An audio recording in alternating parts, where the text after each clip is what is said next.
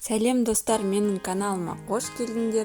Бүгін мен сендерге осындай кішкентай бүлдіршіндерге арналған шұлық тоқуды көрсетемін. Бұл шұлықты 8-9 айдан бастап 12 ай аралығындағы балаларға тоқуға болады. Видеоны міндетті түрде соңына дейін көріп өтіңіздер.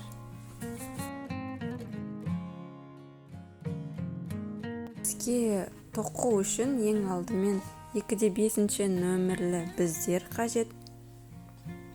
Қайшы, сызғыш және де жіп. Жіптің метражы шамамен 200-300 метрге дейін. Тоқу үшін біз алдымен 38 плюс 1 петля ол қатарды қосу үшін тоқимыз. Және де әрбір бізге 13-12 петлядан бөліп орналастырамыз. Резинканы 1-1 етіп тоқимыз. Және оның ұзындығы 6 см болады. Бізге 38 плюс 1 петля тіземіз.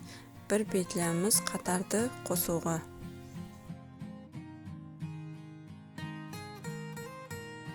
Мен петляларымды тізіп болдым. Барлық спицияда 39 петля, әрқайсында 13-13 петлядан тіздім. Енді петляларды қосамыз, қатарды қосамыз. Сонда бір петлямыз шегереді. Барлығы 38 петля болып шығады. Осылайша қатарды қосамыз.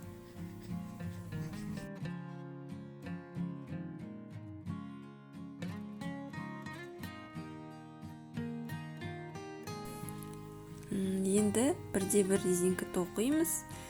Бірінші петлямыз оң қылып тоқимыз. Екіншісі теріс петля, оны алдыңғы жіптен емес артқа жіптен осылайша алып тоқимыз. Бір оң, бір теріс.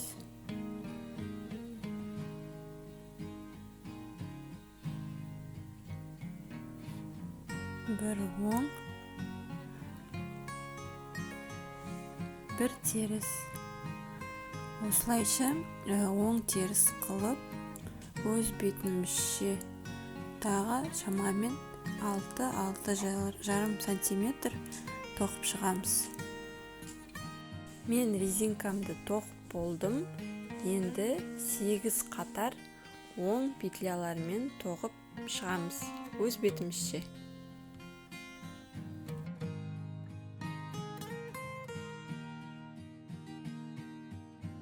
Мінекей біз 8 қатарымызды оң қылып тоқып болдық. Енді өкшемізді тоқып бастаймыз. Өкше тоқу үшін барлық петляларымызды 38-ді 2-ге бөлеміз. 19 петля менде шықты, 19 петля 8 қатар тоқып шығам, тегіс қылып. Сонан кейін 19 петляны бізге 6, екі жаны 6, ортасынан 7 петля қылып бөліп қысқартамыз. Енді өкшемізді тоқып бастаймыз. Өкшені 4-ші және 1-ші бізді біріктіріп тоқимыз. Мен 4-ші бізді қатарды аяқтағанда тоқыдым. 1-ші бізді де аяғына дейін тоқып тастадым. Енді тоқымамды теріс айналдырамын. Және де 1-ші қатарымызды бастаймыз. Әрдайым тоқыған кезімізде 1-ші кромочный петлямызды тоқымай алып тастаймыз. Оң тоқсақ та, теріс тоқсақ та солай жасаймыз.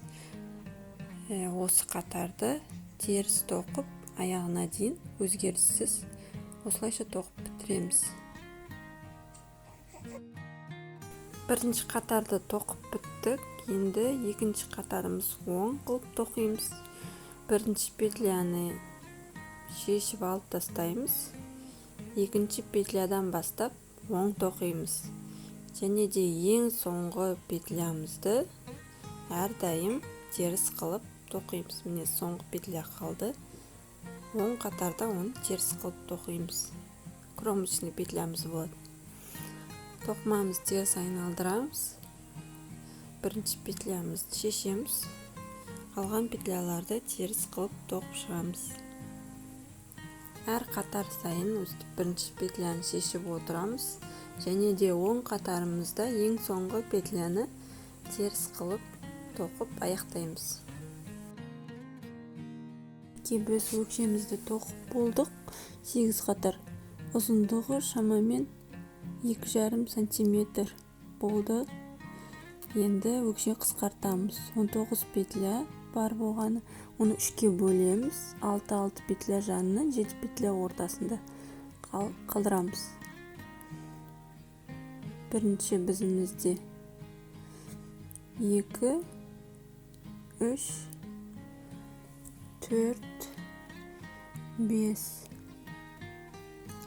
6 петлямыз кетті. Енді ортасы 1, 2, 3, 4,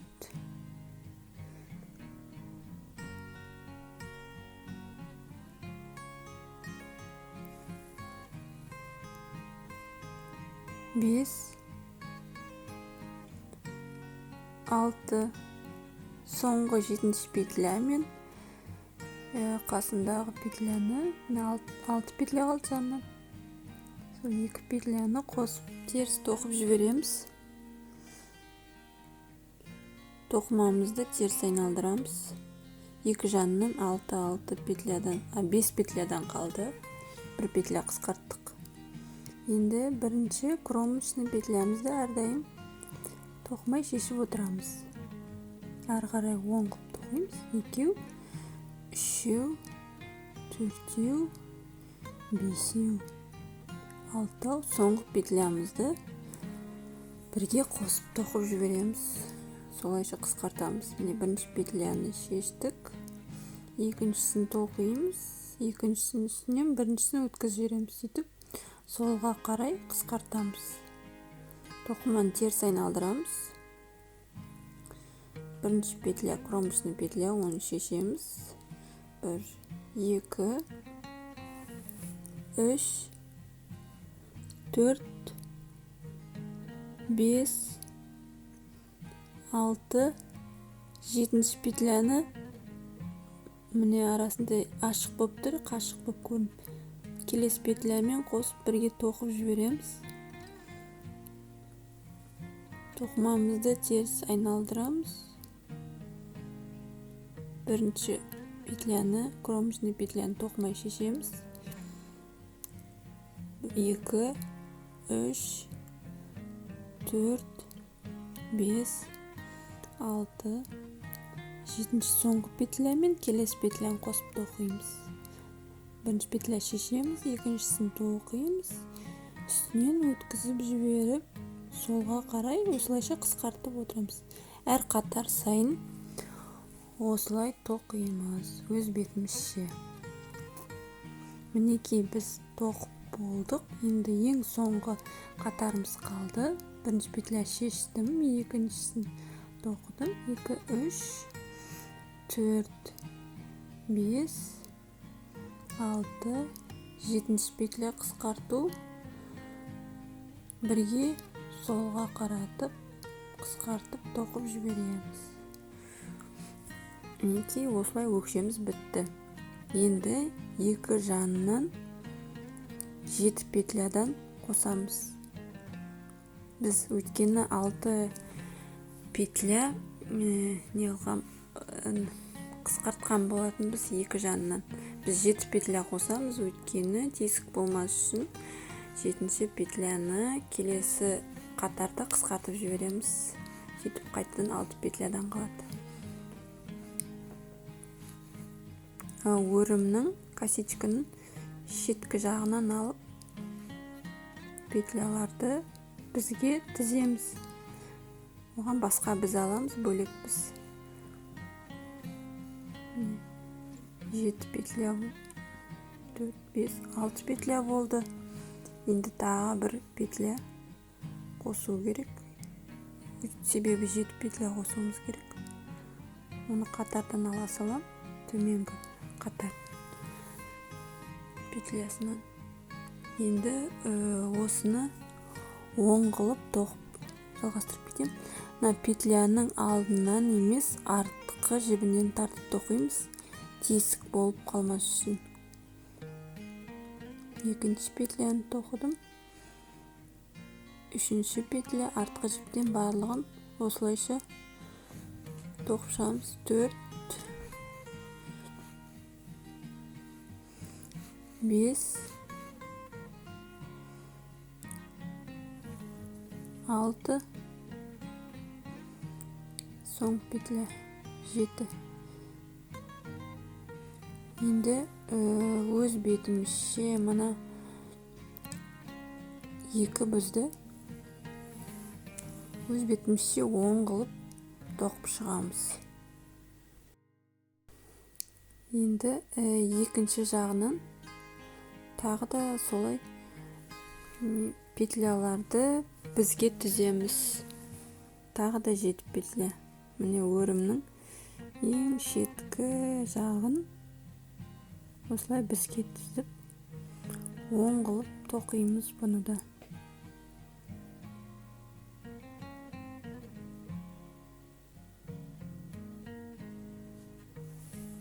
Тесіктер қалмас үшін бұл петляларды бірінші петлямызды алдынан тоқимыз, тесік қалмас үшін. Қалғандарын арт жағынан тоқып шығам, өйткені солай тоқсақ тесік болмайды.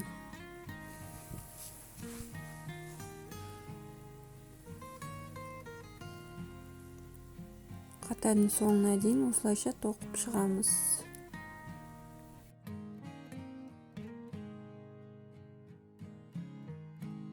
Мінекей біз бірінші қатарымызды тоқып біттік. Енді екінші қатарымызды бастаймыз. Екінші қатарда өкшенің екі шетінен қысқарту жасаймыз. 2 қысқарту.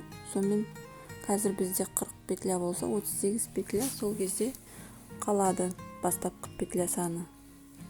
Енді қатарымызды өкшенің ортасынан бастайтын боламыз. Ол үшін шеткі 3 петляны 10 қылып тоқып, үшінші бізге өткіземіз.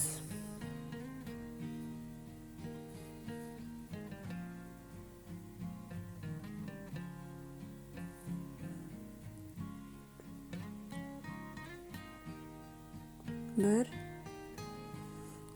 2, 3,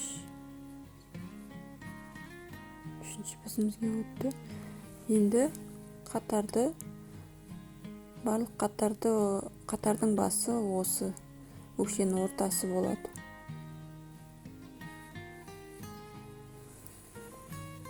Он қылып тоқимыз. 1, 2, 3, төртінші петлямен келесі петляны қысқартамыз. Солға қаратып қысқартамыз. Бірінші петля шешеміз, екіншісін тоқимыз, екіншісін үстінен біріншісін өткізіп жібереміз. Осылайша солға қарай қысқарттық. Енді әрі қарай осы бізге 13 петля тіземіз. Келесі бізге де 13 петля тоқимыз, ал соңғы үшінші бізге 12 петля. Мінекей үшінші бізіміздің қысқартатын жеріне келдік. Табанындағы петля мен қасындағы петляны оңға қаратып қысқартып жібереміз.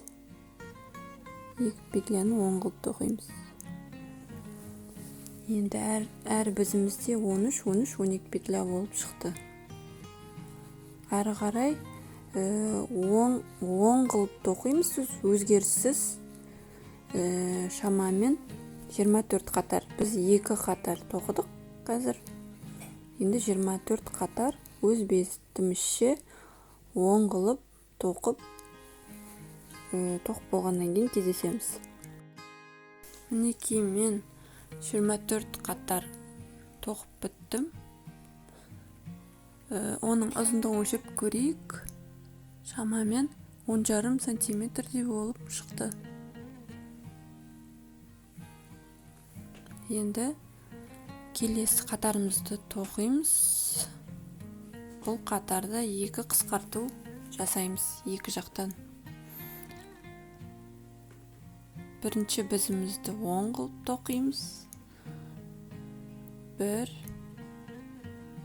2, 3, 4, 5, 6, 7, 8,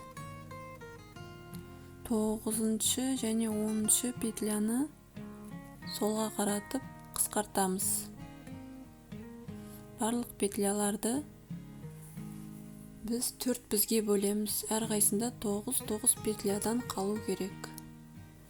Енді екінші бізімізді тоқимыз.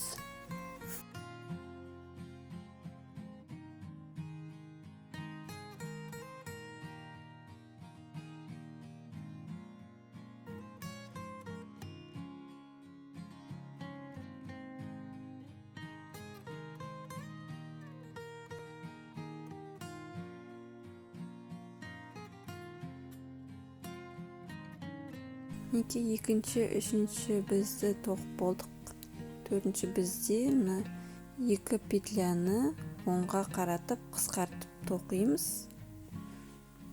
1, 2, 3, 4, 5, 6, 7, 8, 9. Енді барлық біздерде тең 9 петлядан қалды.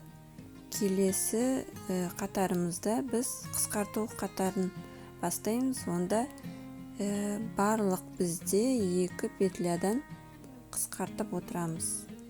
Бірінші қатардың басында қысқартамыз. 2 петляны оңға қаратып бірге қысқартып жібереміз. 1, 2, 3, 4, 5, 6, 7 мен 8 петляны қосып тоқимыз. Солға қаратып қысқартамыз. Осылайша. Енді келесі бізді де дәл осылай қысқартамыз. Мен барлық біздерді қысқартып болдым. Енді келесі қатарым тоқып жатырмын. Бұл қатарды өзгеріссіз 10 қылып аяғына дейін тоқып шығамыз.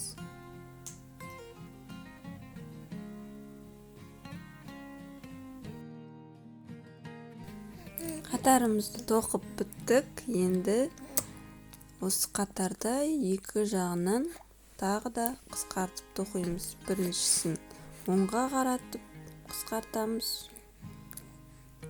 Және де соңғы 2 петляны солға қаратып қысқартамыз. Тоққан кезде солға қарап тұрады петлямыз. Барлық бізді осылайша тоқып шығамыз. Сонда әр бізде 3 петлядан қалады. Қысқарту қатарын тоқып болдық. Енді бұл қатарда өзгеріссіз қатардың соңына дейін оң петлялармен тоқып шығамыз.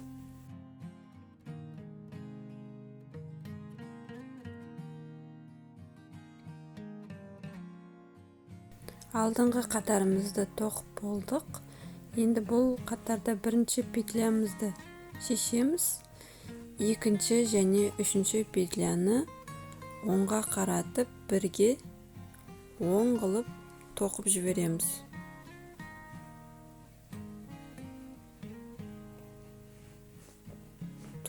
Тоқу қиындау, егер сіздер мен сияқты нығыз тоқитын болсаңыздар ыңғайсыз. Сосын бірінші петляны екінші петляның үстінен осылайша өткізіп, 3 петлядан 1 петля шығарамыз. Басқа біздерде де дәл осылай токуйбуз. Биринчи петлямызды шешемиз, экинчи, үчүнчүнү бирге токуп жиберемиз. Және токкандан кийин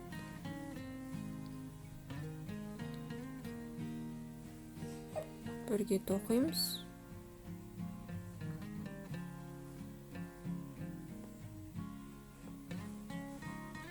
Токуп болгондон кийин биринчи петляны үстүнөн өткөзүп жиберемиз. Дел осулай башка биздерди да токуйбуз. Минеки барлык биздеримизде бир петлядан калды. Эndi соңгу катарымызда жипти инеден өткөзөбүз осулай. Және осы петлялардан инени өткөзүп чыгабыз.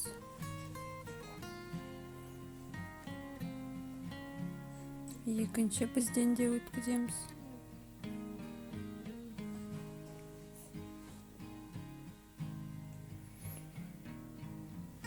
Жипти тартамыз.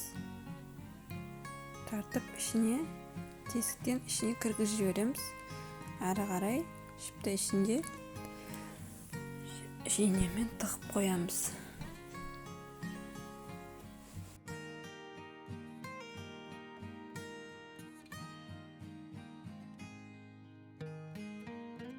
Достар, мен шылыгымды токуп болдум. Менде осындай әп-әдемі гана шылык шыкты. Видеону соңуна дейин көрүп жатсаңыздар, лайк басып, комментарий жазыңыздар. Және де менин каналыма тиркелүүнү унутпаңыздар. Сурактарыңыз болса, комментарийге жазып өтүңүздөр. Келесі кездескенше сау болуңуздар.